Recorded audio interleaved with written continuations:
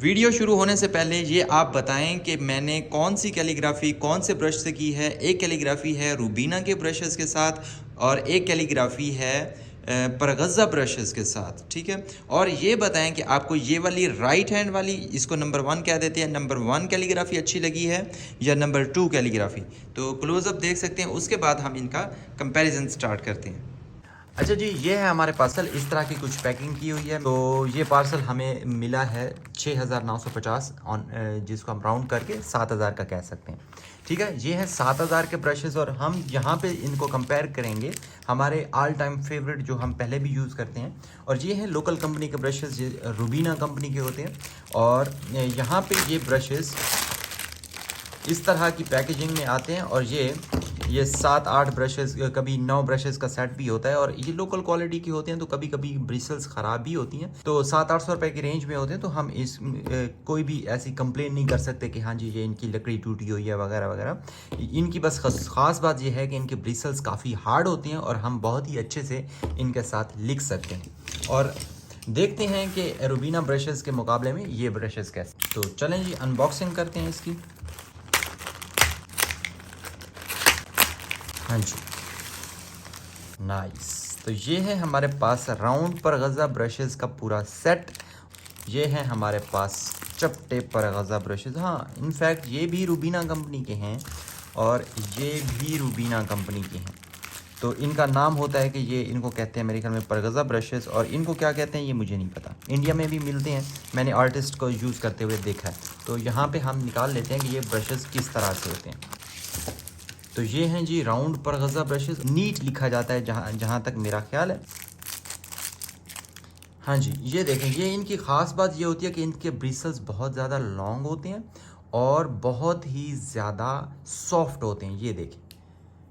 और ये बिल्कुल राउंड होते हैं। तो इनको जब हम लिखने के लिए ब्रश पे ऐसे पेंट लगाते हैं ऐसे, तो ये बिल्कुल ही ऐसे फिर चपटे हो जाते हैं और इनके साथ बहुत ही आसानी से लिखा जा सकता है। और ये है दूसरा सेट, और ये दोनों सेट मैंने दराज से परचेज़ किए हैं। ये देखें जी, लार्ज राइटिंग के लिए ये वाले ब्रशेस। चलें इनको टेस्ट करते हैं। यहाँ पे हम लिखते हैं अल्लाह अकबर।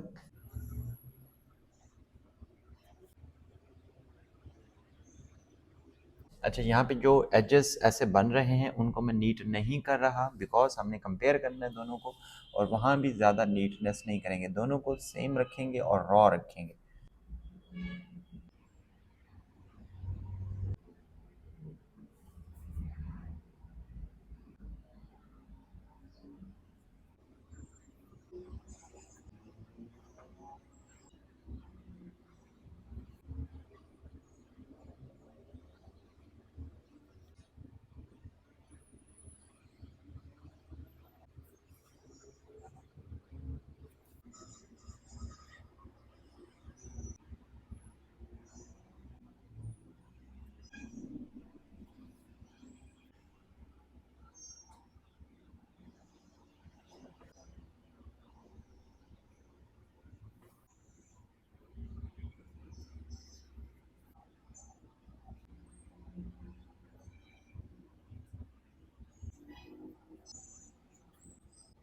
चलो, मैं एक ग्लास पैलेट के ऊपर कलर को मिक्स कर रहा था और कलर को काफ़ी थिक रखा था, इतना भी थिक नहीं था।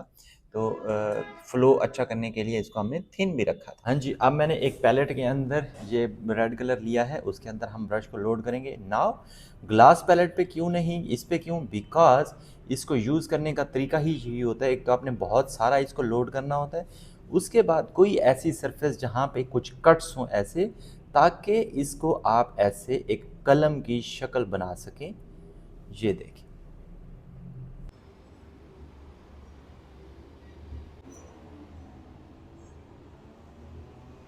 यहाँ स्ट्रोक्स काफ़ी ज़्यादा स्मूथ हैं बिकॉज़ हमारे पास ब्रिसल्स बहुत ज़्यादा हैं।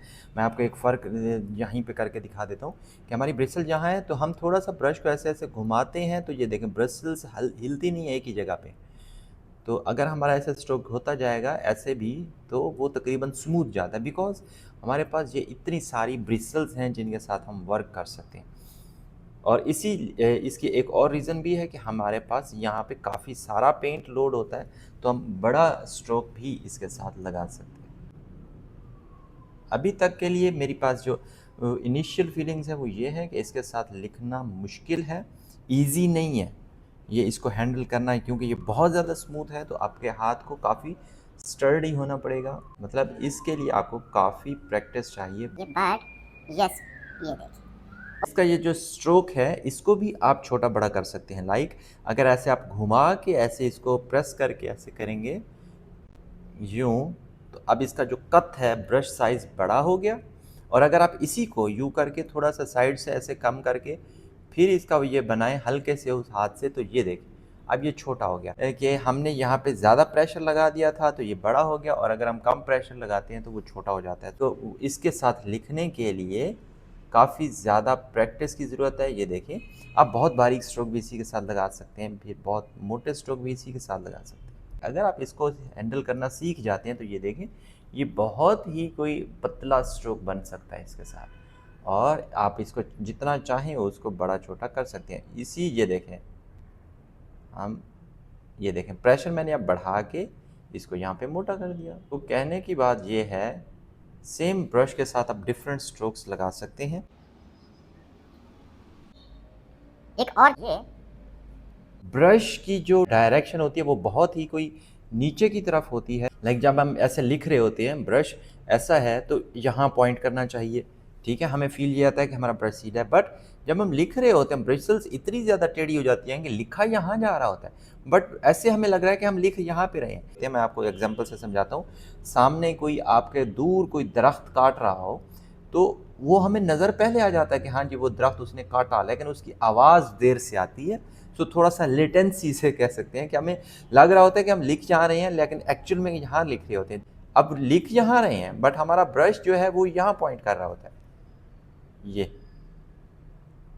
तो अगर आपको यहाँ से ऊपर लेके जाना है तो एक्चुअली ये ब्रश की सीध यहाँ तक नीचे लाइन तक आएगी फिर ऊपर जाएगी। इसकी नीटनेस रूबीना के ब्रश से ज़्यादा है, एजेस काफ़ी शार्प हैं।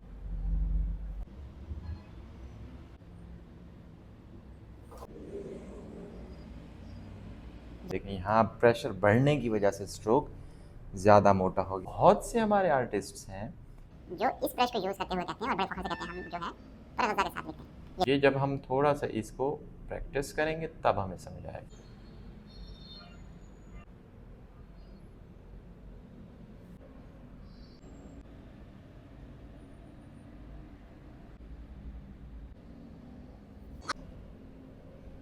तो यहाँ पे राइटिंग बहुत ज़्यादा ओपेक आती है, बहुत गहरी आती है, और वहाँ पे कुछ ऐसा लगता है कि थोड़ा सा छिला हुआ लिखा जाता है साथ साथ। अगर आप बिगिनर हैं और आप ब्रशेस इस्तेमाल करना चाह रहे हैं कि आपको नहीं समझ आ रही ये बेहतर है या ये बेहतर है, तो बिगिनर्स के लिए नो डाउट रूबीना ब्रशेस बेहतर हैं।